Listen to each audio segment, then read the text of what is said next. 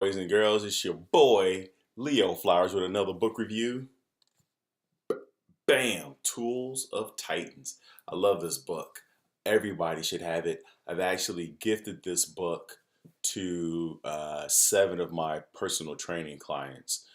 What I love about this book is that it's broken down into 3 parts: health, wealth, and wisdom. And who doesn't need all 3 of those? And Tim Ferris is the author. He basically interviews uh, billionaires and people at the top of their game to get the information about how to improve your health, wealth, and just your overall wisdom or philosophy. I love it because every chapter is very short and to the point, and it really gives you practical and applicable things that you can apply today. Um, my favorite is end every day with writing down 3 wins. So, a lot of times we go to bed thinking we could have done better, we didn't do enough, that sense of inadequacy where we really don't take time to realize how many wins we've had through the day, how many things went well, how many things we should be grateful for. Some people do a gratitude journal at the end of their day, but I love the idea of writing down like what were my 3 wins for the day, what were my 3 W's. You know what I'm saying? So I'm definitely going to be incorporating that into my bedtime routine. Because right now, like when I go to bed, I just write down my plan for the next day and some things that I'm grateful for. But I like write down my W's. Who doesn't want a W? Who doesn't want to end the day with a W? And with that said, the next thing I got from the book, they talked about passion because everybody's like, I want to find my passion. What's my passion? And really, passion is just doing what you're doing, but then tying it into a bigger goal. So, it's like the janitor, and you're like, man, I can't believe that dude was a janitor, been a janitor for 20 years, 30 years. What's keeping him going? Like, how does he show up every day and he's clean shaven? His janitorial suit is nicely pressed, got the little creases in it. Like, why is this dude so passionate? Like, why does he do his job well every day for the past 20, 30 years? And it's because he recognizes that by creating a clean, safe environment, that then everybody can do their job, from the secretaries to the CEOs, to the students to the interns, and it makes people want to come in and out, and it allows him to keep his job. So when you look at how what you do allows other people to do what they do, and we're all in this together, right? Then you become much more passionate about what you do. That's why sometimes you'll meet like a clerk or a cashier, and they're just so happy because they realize if they weren't there, I couldn't get my groceries. I couldn't get my, yeah, they got the self-serving thing, but if I have a question about something, like I need, like we all need each other. We're all connected. So it's not about you having to go and find something to do. It's about looking at what you're already doing and then figuring out how that serves a greater purpose. If you're a server or a waitress, right, and you're bringing people food, you're not just bringing food.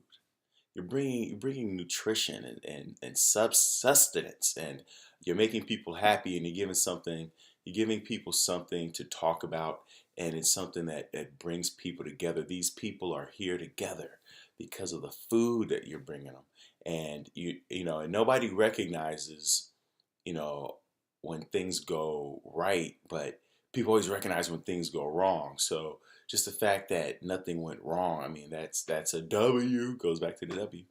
Um, what else? Because I took a bunch of notes. Oh, um, these guys, even though they're billionaires and icons and world class performers, they still ask the dumb questions. And I think that a lot of people stop progressing, stop learning, stop growing because their ego gets in the way and they feel like they should just know everything because they're the teacher or they're the administrator or the authority, so to speak.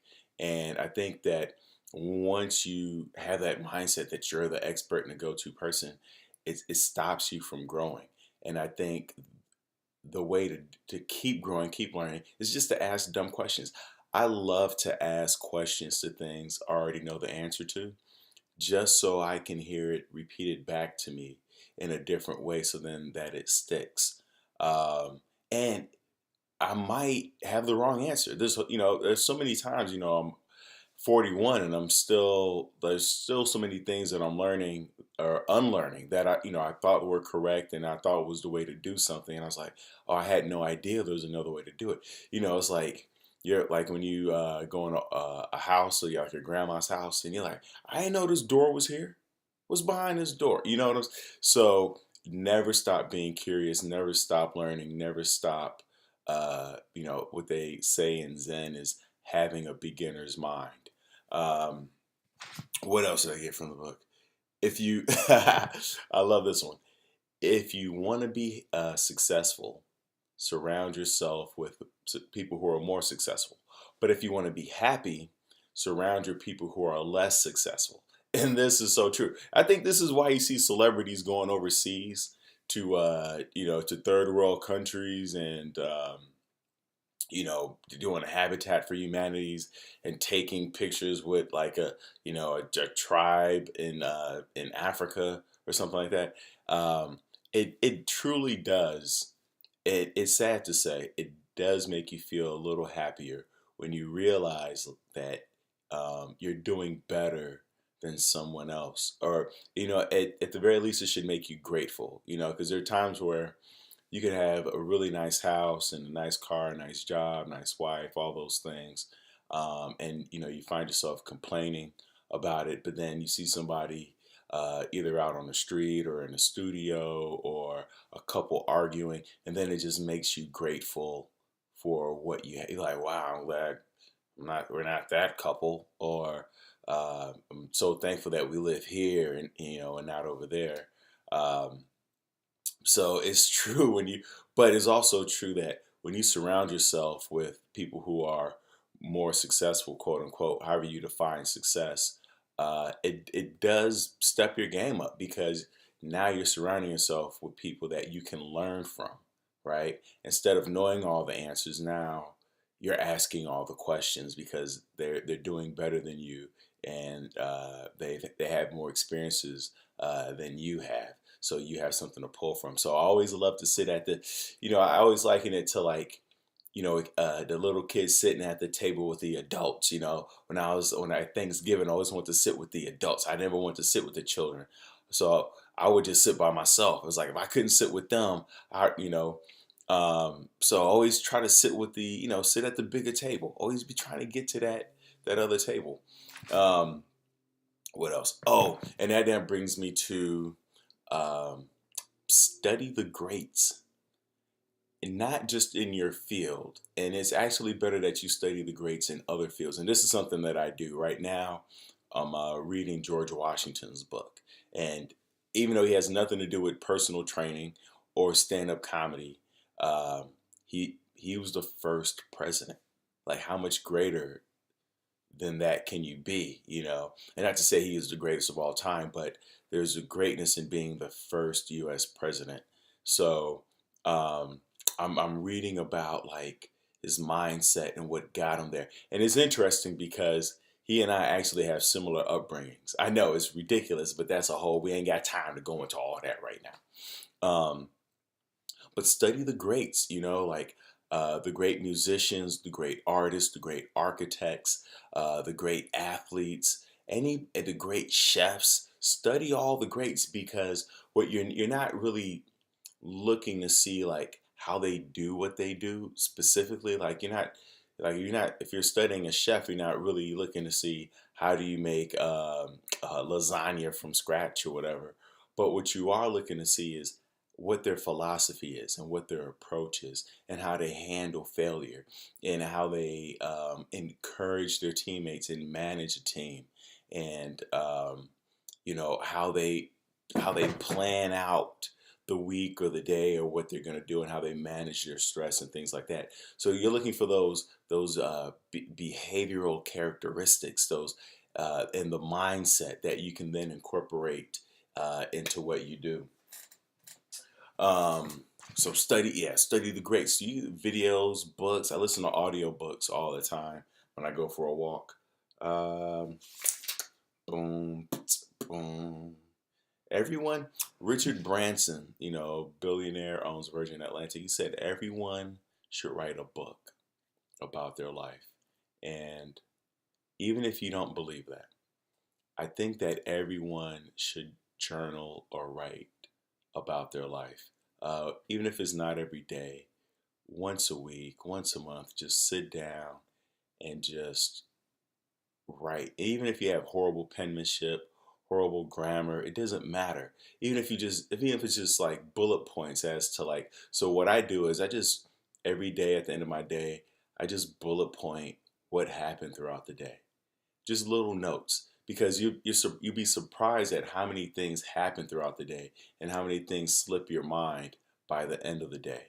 And so just taking notes every day, just taking notes on your day. And then, at the end of the year, because then that's cool too, right? At the end of the year, you get to see all your notes, and then you just get to flip back and see really what kind of year you had. Because there's a year that you remember having, and then there's the year that you actually had.